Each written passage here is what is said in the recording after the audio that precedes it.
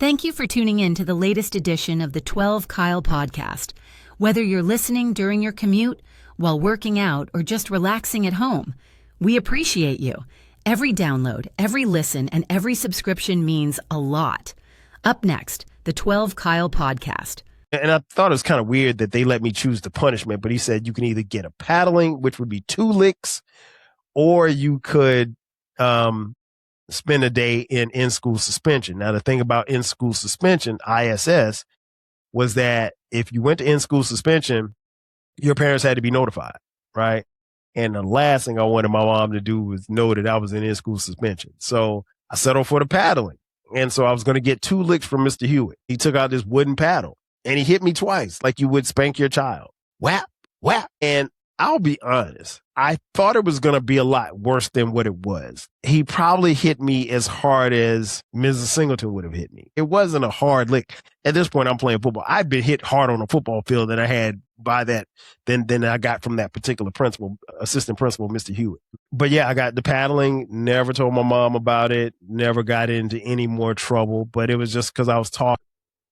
Ladies and gentlemen, thank you for listening. Thank you for downloading.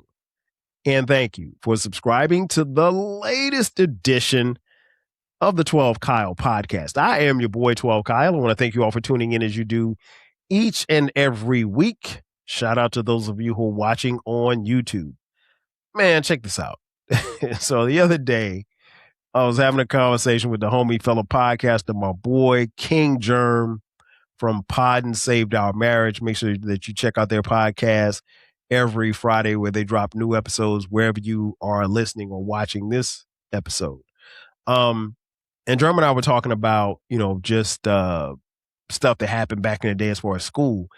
And he mentioned getting on some type of school punishment. And he said, hey, 12 Kyle, have you ever been as, you don't strike me as the type that got in trouble at school. And I told him I did. But I didn't really get into a lot of trouble at school. But here's the thing. I was very mischievous.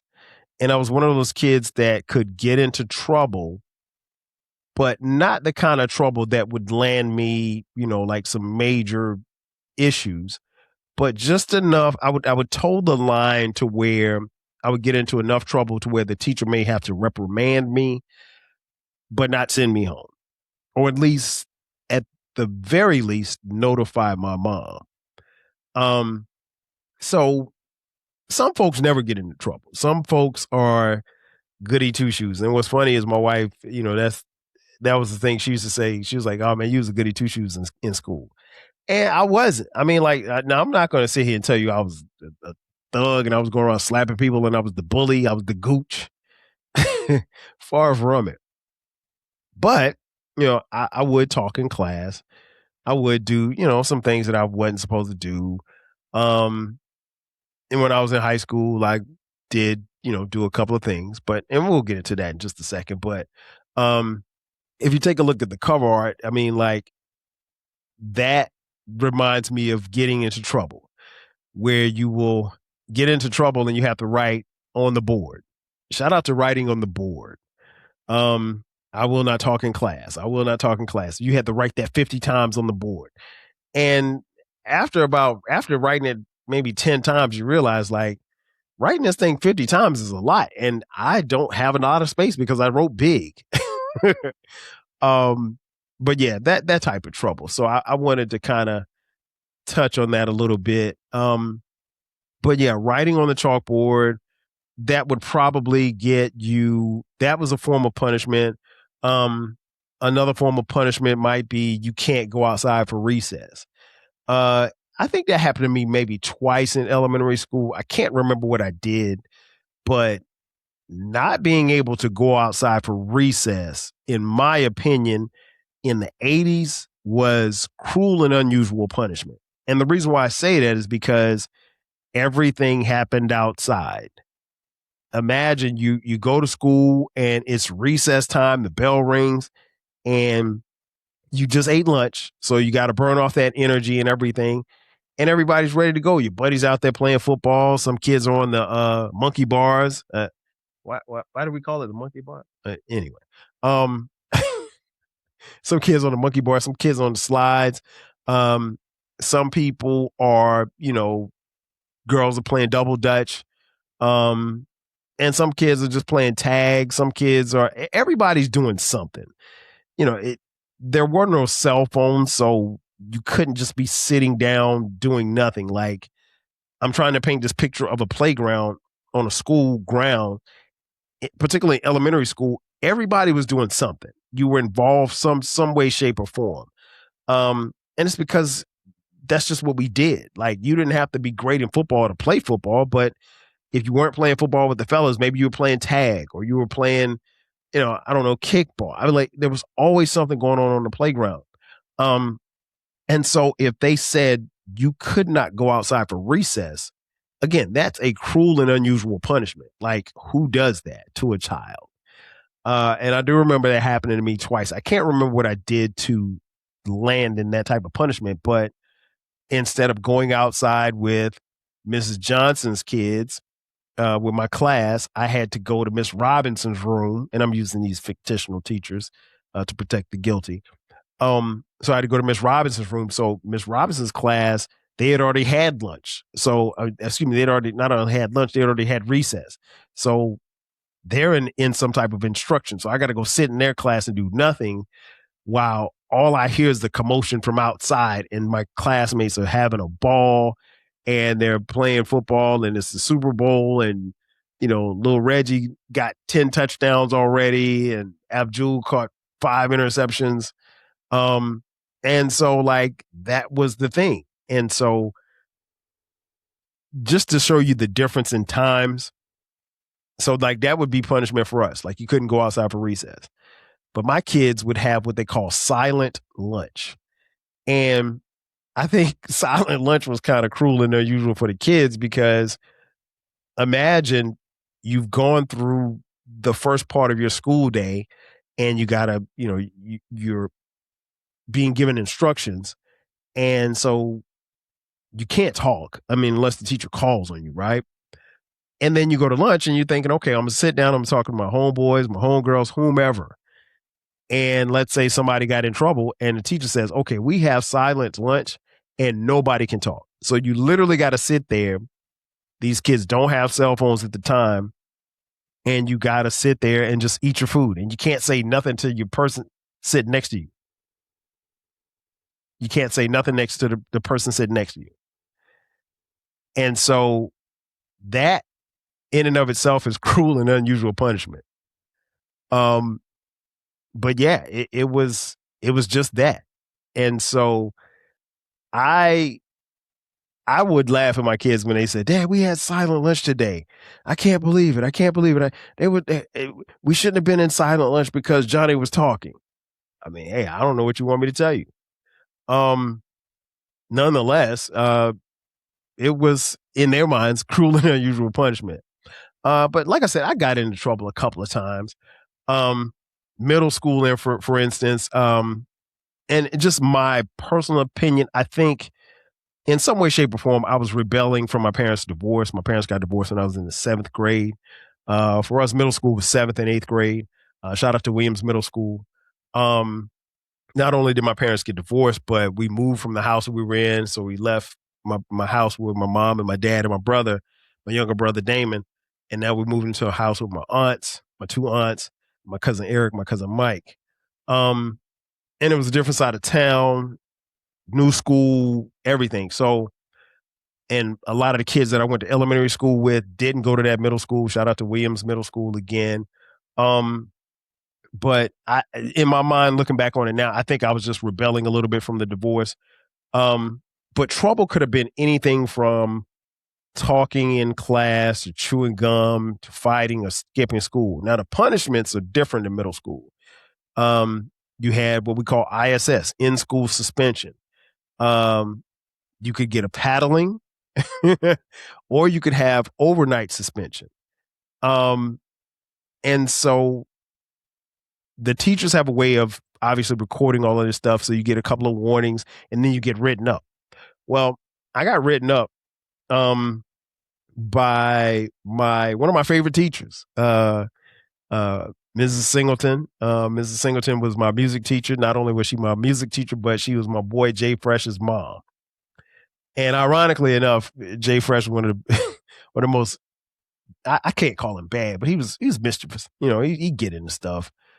So, teacher's kid's always bad, just like preacher's kid. And funny as I say that, Jay Fresh his dad was a preacher, mom was a teacher. So, I mean, he was spoiled. So he's bad. I mean, really bad. Shout out to Jay Fresh.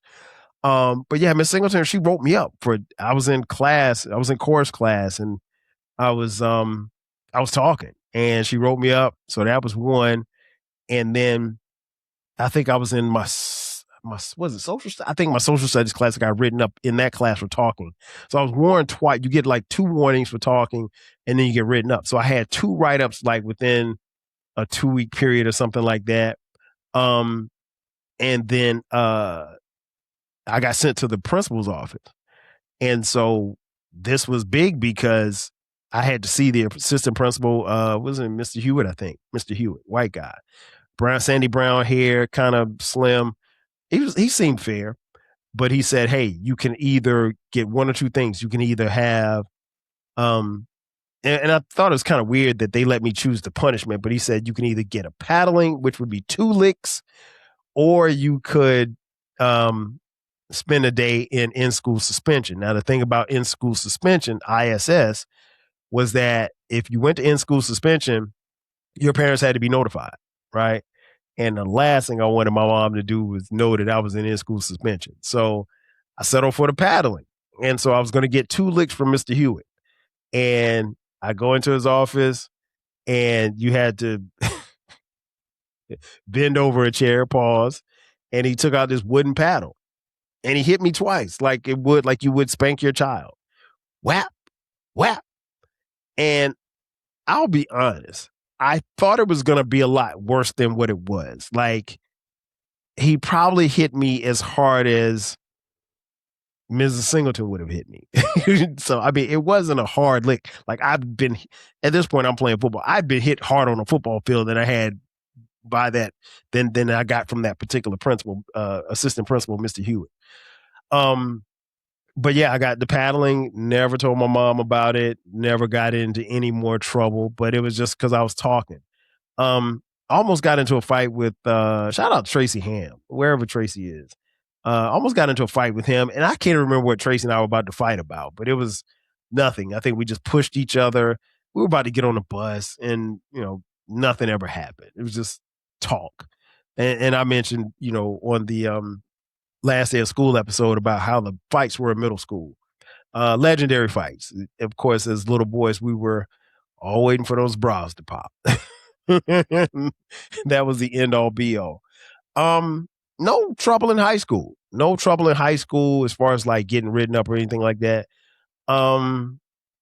Biology, shout out to Mr. Redfern. I don't know if Mr. Redfern is still teaching, but Mr. Redfern, he was a biology teacher. And what was interesting was like our junior year was his first year teaching. And Mr. Redfern was somewhat of a pushover. And so like people would just get up and watch. I mean, like if you leave class, you're supposed to get a pass, right? To walk the halls. And so like, if I had to go to the bathroom, I'd just get up and just walk out of class. And he's like, hey, Kyle, where you going? And I'm like, I'm Redfern. We would call him by his last name, like no Mr., no nothing. We were like, Redfern, I'm going to the bathroom. I'll be back. Like that type of thing. And so I remember we used to cheat in the class. I cheated several times. I hated biology. I'm not making excuses, but I cheated on a test. He actually caught me cheating. He said, hey, Kyle, you gotta put that away. You gotta put that away. Real country guy. You gotta put that away, Kyle. You can't be in here doing that. And I mean, like, any other teacher would have written me up because you're not supposed to cheat on a test. But I had the little notes like in between my legs, and I put them in my pocket, and then when he walked off, I put them back out. We were really disrespectful to Mr. Redfern, but no punishment in high school. No, didn't get into any fights, wasn't fighting over no girls or nothing like that. But school punishments were always interesting because I knew people who had ISS or people who got, kicked out, for fighting or something like that. We didn't really have a lot of fights at Wilson High School. Shout out to Wilson High. And it's funny because I never ever saw or heard about anybody having a weapon at Wilson. The most that I ever saw at Wilson was, I remember a guy bought a box cutter to school, and they were like, "Ooh, Ken bought a box cutter."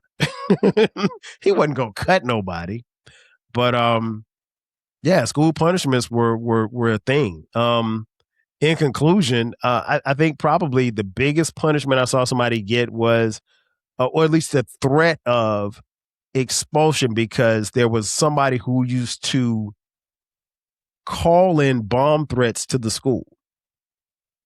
The funny thing is, well, not so funny, but again, this is 1989, 1990.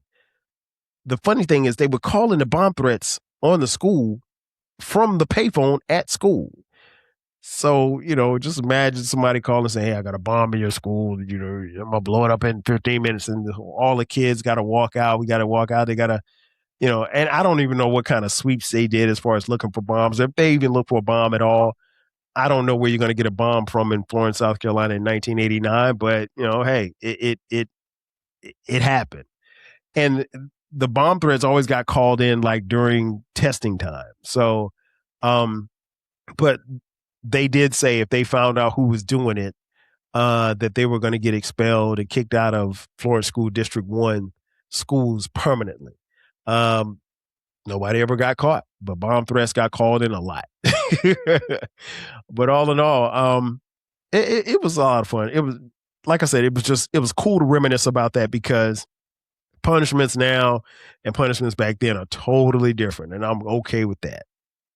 Ladies and gentlemen, that's going to do it for me. Thanks again for checking out this edition of the 12 Kyle podcast. Be sure to subscribe to the podcast. We drop new episodes every Thursday. Be sure to go to the website, the 12 Kyle podcast.riverside.com. And that's the number 12 KYLE podcast.riverside.com. While you're there, sign up for the newsletter. That way you will get notifications on any time we drop an episode, any exclusives on the show. I promise you, we're not going to spam your email, but we do want to have people signing up for our newsletter. So do me a favor, do yourself a favor, sign up for the newsletter. Ladies and gentlemen, that's going to do it for me. Thanks again for checking out this edition of the 12 Kyle podcast. I am your boy 12 Kyle. We'll catch you guys next time. 5,000. Cheers. Thanks again for listening to this episode of the 12 Kyle podcast. If you enjoyed this episode, make sure that you hit the subscribe button and share this podcast with a friend who needs the 12 Kyle podcast in their life. Every listen, every download, and every share helps us grow. Thanks for being a part of the 12 Kyle podcast community. We appreciate your support. We will catch you next time. 5,000.